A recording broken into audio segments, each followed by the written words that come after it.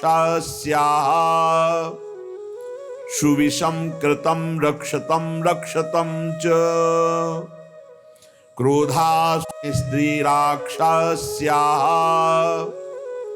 सुविषम कृतं रक्षतं रक्षतं च क्रोधासूया मदपिशुनता दम्भलोभानृताद्यैः वृन्दाटव्या विरह भयतो रक्षतं न्यूनभावात् राधा कृष्णौ निज करुणया सर्वतो रक्षतं मां रक्षतं रक्षतं। मेरी रक्षा करो रक्षा करो। किससे? बोले इस बुद्धि रूपी राक्षसी से।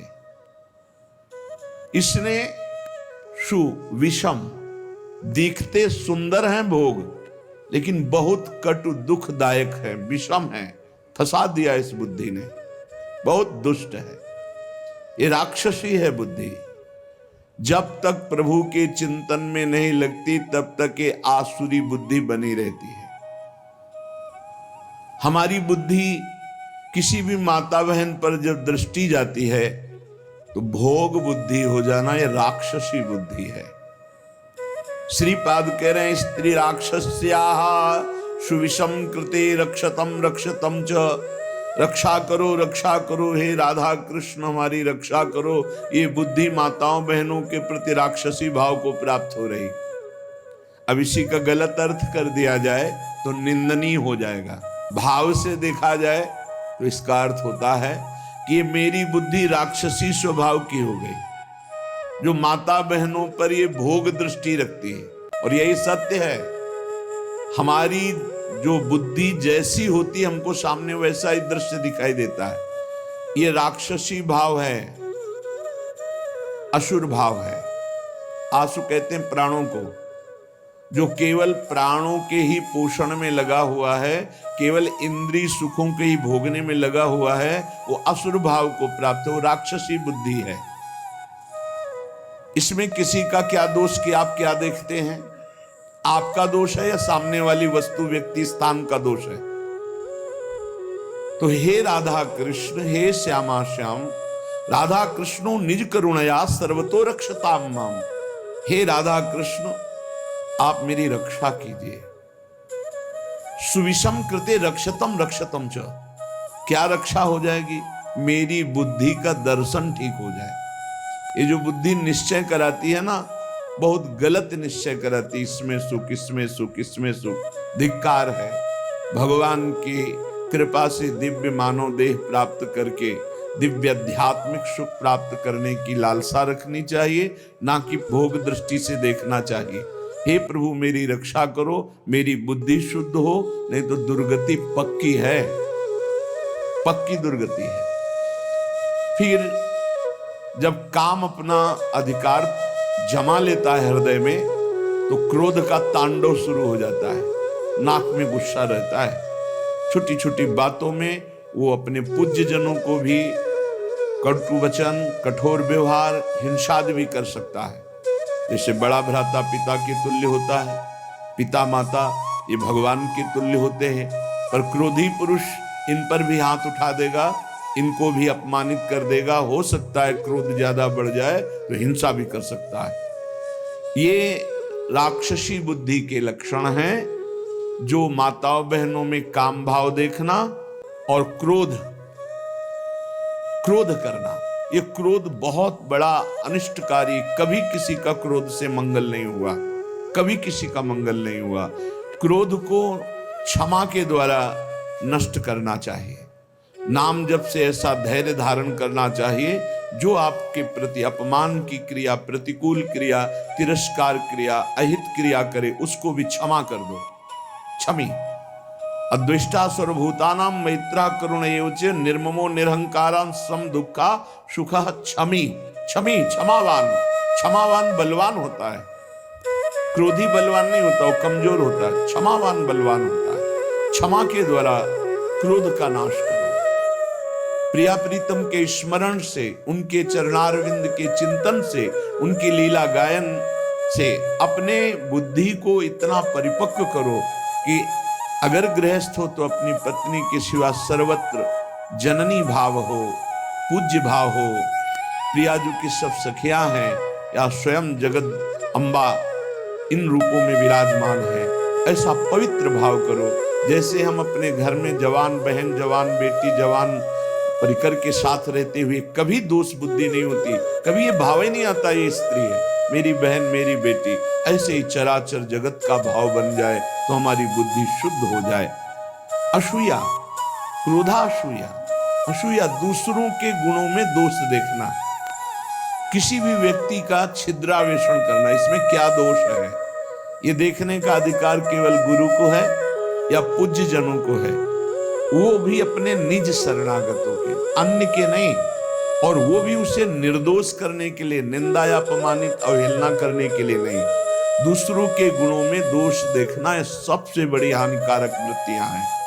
ये जो वर्णन की जा रही है, माता बहनों में काम भाव और क्रोध भाव और दूसरों के गुणों में दोष देखना और मद, किसी भी प्राकृतिक वस्तु को लेकर के जो अहम वृत्ति प्रकट होती है उसे मद कहते हैं। ये मद नष्ट करने वाला होता है। जब मद होता है तो उसे कुछ सुहाई नहीं देता है, क्या करना चाहिए क्या नहीं करना चाहिए ऐसा अहंकारी पुरुष निर्णय नहीं कर सकता, वो तो पवित्र बुद्धि वाला निर्णय करता है। इसलिए अहंकार सर्वथा त्याज्य है, क्योंकि ये समस्त संस्कृति का मूल और दुख ही इससे प्राप्त होता है। जैसे क्रोध से हानि ही होती है, दूसरों के दोष देखने से अपने पुण्य ही नष्ट होते हैं, ऐसे अहंकार करने से नाश ही होता है, पतन ही होता है।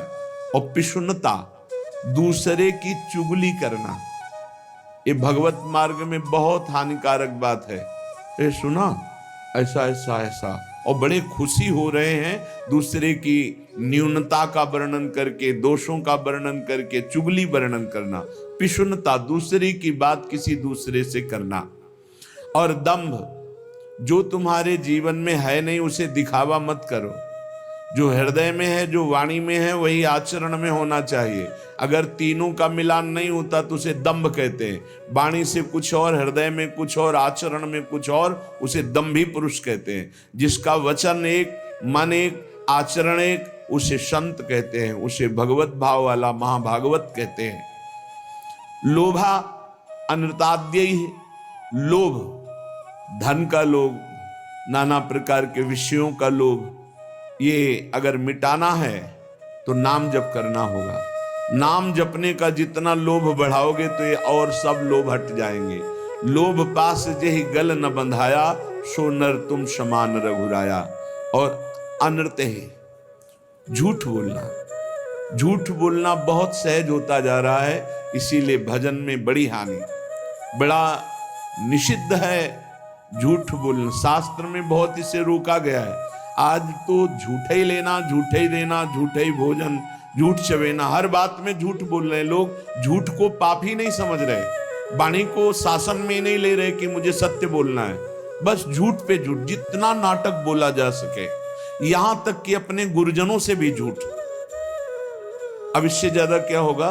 संसार में एक जगह ऐसी है जहां झूठ वैसे तो कहीं नहीं बोलना चाहिए, पर किसी भी कारण से गुरुदेव से तो बोलना ही नहीं चाहिए। अगर गुरुदेव से झूठ बोला तो गुरु से कपट, मित्र से चोरी, या हो निर्धन या हो कोढ़ी। इस जन्म में नहीं तो अगले जन्म में तुम्हें कुष्ठ रोग होगा, गलित कुष्ठ होगा।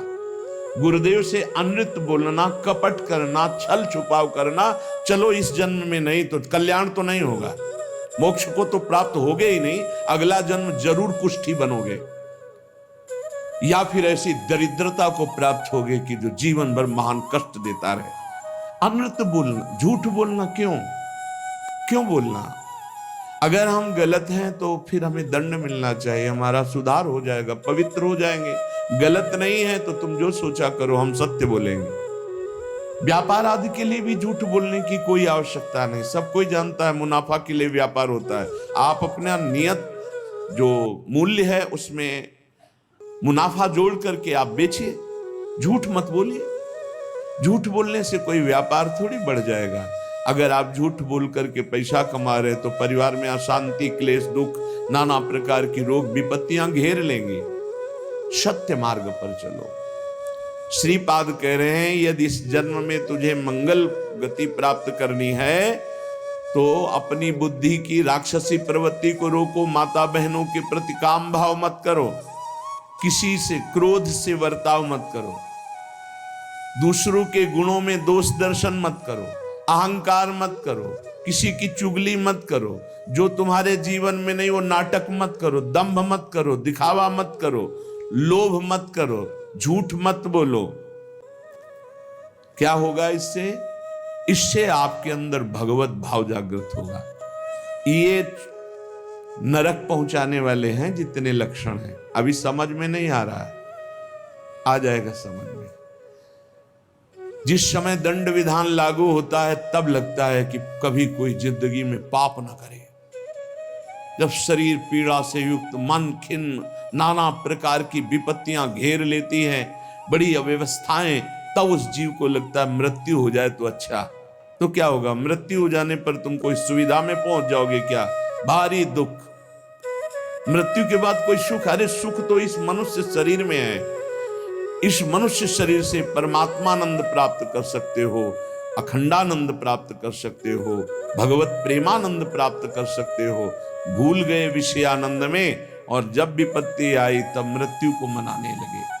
एक एक चेष्टा का बड़ा बड़ा कष्ट है। श्री जैमिनी जी ने एक दिव्य पक्षी उनके सामने प्रकट हुआ। ब्रह्म ऋषि किसी भी रूप में अपने जनों को उपदेश देने के लिए प्रकट हो सकते हैं। चैतन्य तेजो में पक्षी। तो जैमिनी जी ने पूछा कि आपके दर्शन से ही लगता है कि आप त्रिकालज्ञ हैं। जैसे पक्षियों में काकभुसुंड जी, गरुड़ जी, सब त्रिकालज्ञ सर्वज्ञ महापुरुष हैं। तो आप हमें ये बता सकते हैं कि जीव ये दुर्गति को प्राप्त क्यों होता है? चैतन्य घन परमात्मा का अंश अपने को आनंद की खोज के लिए भोगों में फंसा रहा है, ऐसा क्यों होता है? तो उस दिव्य पक्षी ने कहा, महर्षि, मैं आपके मन के संशय को देखकर ही पक्षी रूप धारण करके आया हूं। पूर्व काल में एक परम बुद्धिमान भृगुवंशी ब्रह्म ऋषि थे। उनके सुमति नाम का एक बहुत ही तेजस्वी पुत्र हुआ। जब वो बड़ा होने लगा तो वो शांत और जड़वत पागल, कुछ नहीं बोलना, एक शब्द नहीं बोलना। जब उपनयन संस्कार यज्ञोपवीत हुआ, ब्रह्म ऋषियों में होता है, तो पिता ने कहा, सुमते, आज तक मैंने तुमसे कुछ नहीं कहा, लेकिन अब तुमको गायत्री अध्ययन, मंत्र अनुष्ठान, वेदाध्ययन ये सब करना होगा। भिक्षान्न से शरीर पोषण करो, गुरुकुल में वास करो, वेदों का अध्ययन करो, गायत्री अनुष्ठान करो, पूर्ण ब्रह्मचर्य, ब्रह्म तेज संपन्न हो, फिर गृहस्थाश्रम में प्रवेश करो और उत्तम धर्म का अनुष्ठान करके भगवत प्राप्ति करो। मनुष्य जीवन का यही लक्ष्य है। प्रथम चरण जिंदगी का जिसका ब्रह्मचर्य से जाता है, पूरा जीवन आनंदमय होता है। आज ऐसी दुर्दशा हो रही है कुसंग से, कुछ मोबाइल का कुसंग, कुछ बच्चों का ऐसा कुसंग कि क्रम बाय क्रम ये रोग फैलता चला जा रहा है। ब्रह्मचर्यहीनता, ब्रह्मचर्य का त्याग, सर्वतो भावेन ब्रह्मचर्य का नाश ही आज के बच्चे सुख मान रहे। जब प्रथम नींव ही गलत हो गई तो महल कैसे खड़ा होगा? फिर जिंदगी अशांत। नए नए बच्चे आते हैं डिप्रेशन में और कहते हैं कि मैं अपने शरीर को नष्ट करना चाहता हूं, अब मेरी जीने की इच्छा नहीं रह गई क्योंकि मेरे में उत्साह नष्ट हो गया। हर समय हम डिप्रेशन में रहते हैं। पहला आश्रम ब्रह्मचर्य आश्रम है सबका पहला आश्रम ब्रह्मचर्य। फिर जो गृहस्थ, वानप्रस्थ, सन्यास या ब्रह्मचर्य सीधे सन्यास। बेटा तुम इन नियमों का पालन करो तो तुम्हें ब्रह्म की प्राप्ति होगी। कौन सा शोक है जो तुमको बोलने नहीं देता? मैं तेज से बता रहा हूं कि तुम साधारण जीव नहीं हो जो हमारे पुत्र बने हो, तुम्हारे ब्रह्म तेज से, पर तुम पागल जैसे रहते हो, एक भी शब्द नहीं बोलते हो। जैसे जड़ भरत जी हार गए, पिता पधार गए, लेकिन कभी गायत्री कभी उच्चारण नहीं किया, संपूर्ण ब्रह्म ज्ञान उनको प्राप्त। जब अनेक बार कहा तो सुमति जी कुछ नहीं बोले। पिता ने स्नेहवश फिर कहा, बेटा तुम छल मत करो, मुझे पता है तुम बोल सकते हो और तुम ज्ञानी महात्मा हो, मुझे पता है तुम्हारा तेज ऐसा है, तुम पागल नहीं हो। जब बार बार कहा तब सुमति ने हंस दिया और हंस कहा, पिताजी ये जो आप उपदेश कर रहे हैं ये बहुत बार बहुत जन्मों में कर चुका हूं। मैं उस तत्व को प्राप्त हो चुका हूं जिसके जानने के बाद कुछ जानना बाकी नहीं रहता। इसीलिए मैं जड़वत पागल आचरण करता हूं कि आप हमको ये ना समझ पाए कि मैं आपका पुत्र बहुत विद्वान या बहुत ज्ञानी हूं। जो आप उपदेश कर रहे हैं बहुत जन्म अनुष्ठान कर चुका हूं। मैं त्रिकालज्ञ हूं, मुझे तीनों कालों का ज्ञान है, भूत भविष्य वर्तमान। त्रिकालज्ञ तब होता है जब भगवत स्वरूप में तदात्म हो जाता है। तो भगवान सर्वज्ञ है तो वही सर्वज्ञता अंश रूप में उतरती है तो वो भी सर्वज्ञ हो जाता है। मैंने बहुत से शास्त्रों का ज्ञान प्राप्त किया, वो अक्षरशः मुझे सब भगवत कृपा से स्मृति में व्याप्त है। हर कला में मैं प्रवीण हूं, शिल्प कला आदि सब कलाओं में प्रवीण हूं। मुझे पागल रहने का स्वभाव है कि कोई जान न पावे। इस समय मैं आपके और अपने 10,000 जन्म तक को देख रहा हूं। स्वाभाविक खेद, क्षय, क्षोभ ये हमें स्पर्श भी नहीं कर सकते। संतोष, आनंद, वृद्धि ये सदैव हमारे हृदय में होती रहती है। शत्रु मित्र इनका मुझे भान भी नहीं, सब में एक ब्रह्म व्याप्त है, ये अनुभव है। पिताजी आप पत्नी और पुत्र के संयोग वाले हैं। आप मुझे पुत्र भाव से देख रहे हैं। अनेक बार तुम हमारे बेटा बन चुके हो। मैं 10,000 जन्म तक तो ऐसे ही देख रहा हूं, स्वाभाविक। अगर ध्यान करके देखो तो लाखों जन्मों को देख सकता हूं। कई बार तुम हमारे पुत्र बन चुके हो, कई बार पत्नी बन चुके हो। तो बहुत आश्चर्य में हो रहे कि अभी तक तो बोला नहीं, बोला तो इस कोटि का बोला। तभी भगवत ऋषि जी कहते हैं हर समय मौन रहे, बोले ना बोले तो हृदय की ग्रंथि खोले, जड़ चैतन्य का भेद मिटा दे, वो महाभागवत होता है। पिताजी मैंने हजारों बार महान से महान सुख और महान से महान दुख भोगे हैं जो मेरी स्मृति में है। लाखों माताओं के गर्भ में विष्ठा और मूत्र के बीच में मैं पला हूं, मुझे याद है। अपने लोगों को इसी जन्म का याद नहीं है। इसी जन्म में जो मां के गर्भ में थे याद नहीं, कोई घटना, कोई दुख, एक पाई भर भी स्मृति नहीं। इतने ज्ञानी हैं। सोचो, ये महाराज सुमति जी कह रहे हैं कि मुझे 10,000 वर्ष का तो ऐसे ही दिखाई दे रहा है। अगर ध्यान धरूं तो लाखों जन्म का बता सकता हूं। मैंने लाखों बार माताओं के गर्भ में विष्ठा और मूत्र के बीच में पला हूं, मलाशय और मूत्राशय के बीच में। मैंने लाखों प्रकार के रोगों को भोगा है, हर योनियों में मुझे ज्ञान है। गर्भावस्था में जो दुख होता है बड़ा अपार दुख होता है।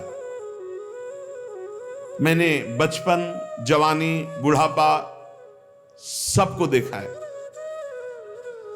मैं हर योनियों में गया हूं। मुझे हर योनि का पशु, मृग, कीट, पक्षी, मनुष्य, स्त्री, देवता सब बना हूं।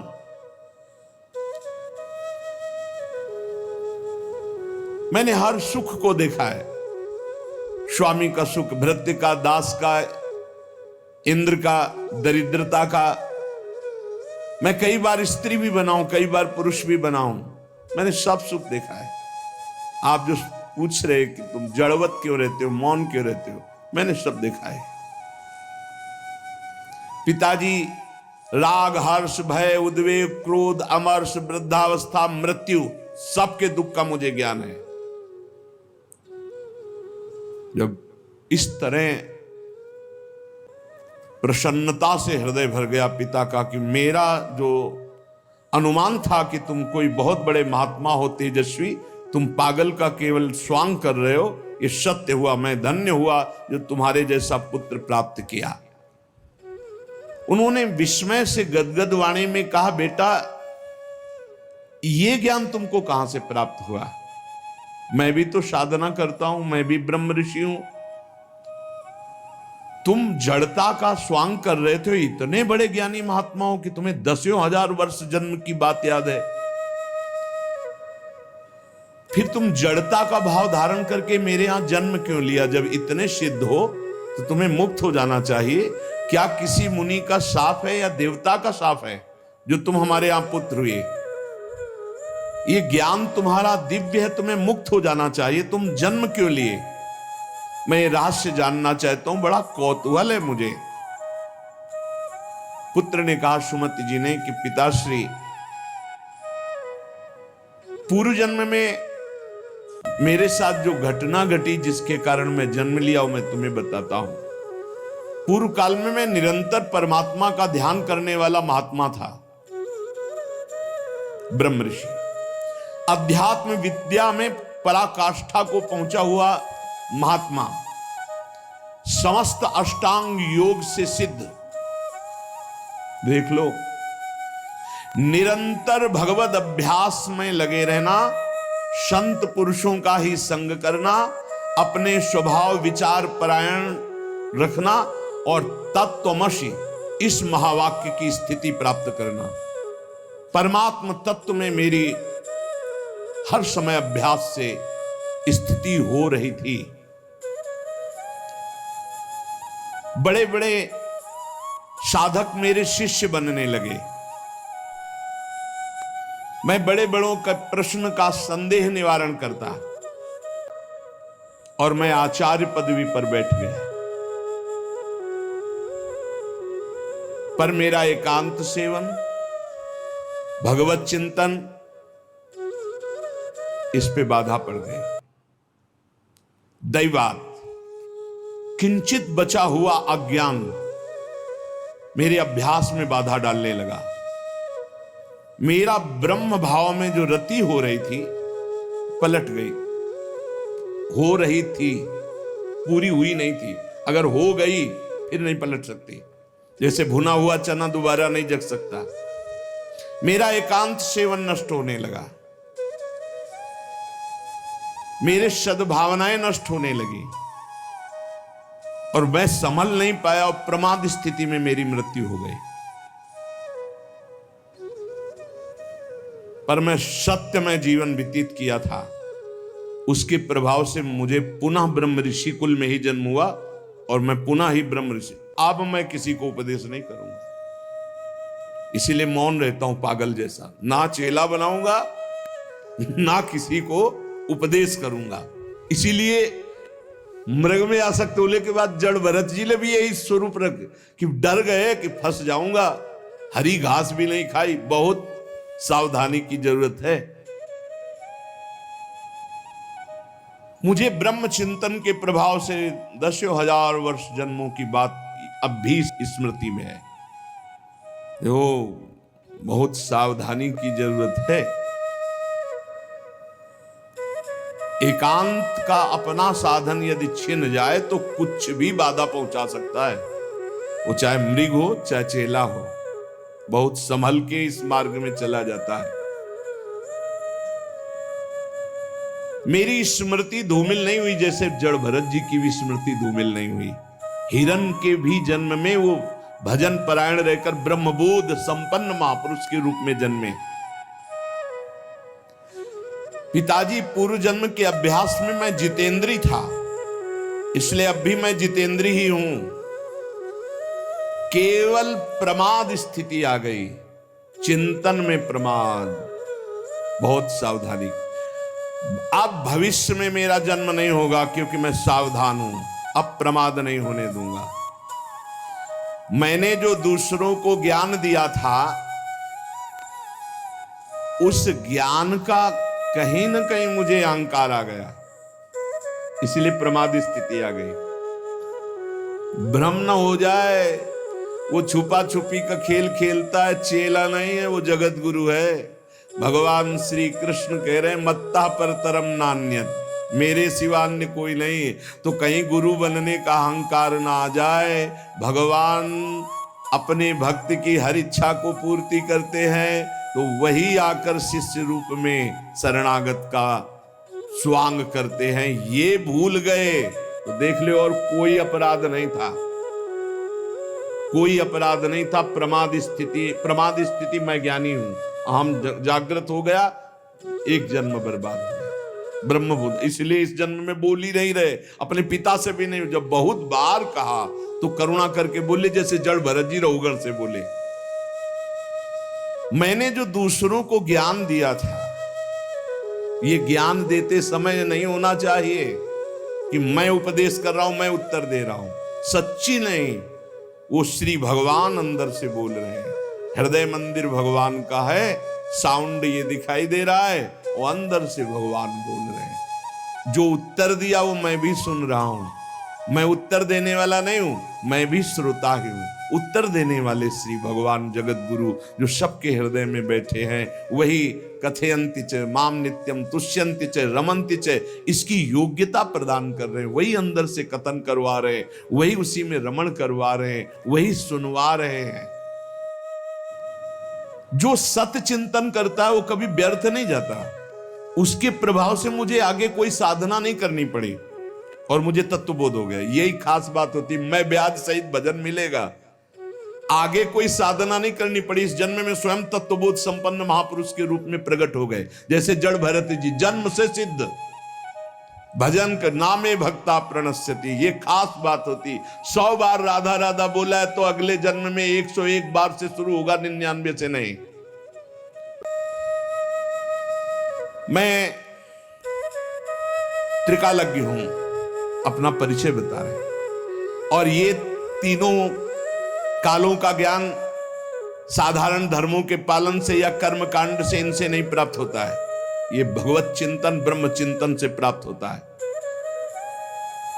पिताजी मैं जन्म से ही सन्यासी हूं, मुझे शिक्षा की अब जरूरत नहीं कि आप ब्रह्मचर्य धारण करो, आप जाओ एकांत सेवन करके फिर गृहस्थाश्रम, फिर वानप्रस्थ, फिर सन्यासी।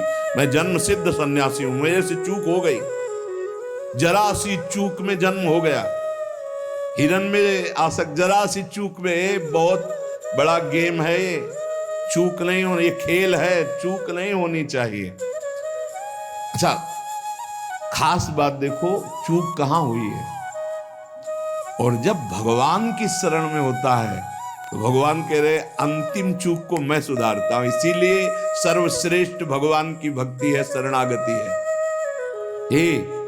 इतने बड़े महात्मा की चूक हुई और अगला जन्म हुआ और जीवन भर वैश्यागमन करता रहा। अंत समय नारायण बुलाया तो परम पद पहुंच गया। पुत्र के बहाने नारायण बोले, भगवान नाम, इसीलिए हम नाम जप की महिमा को बार बार गाते हैं।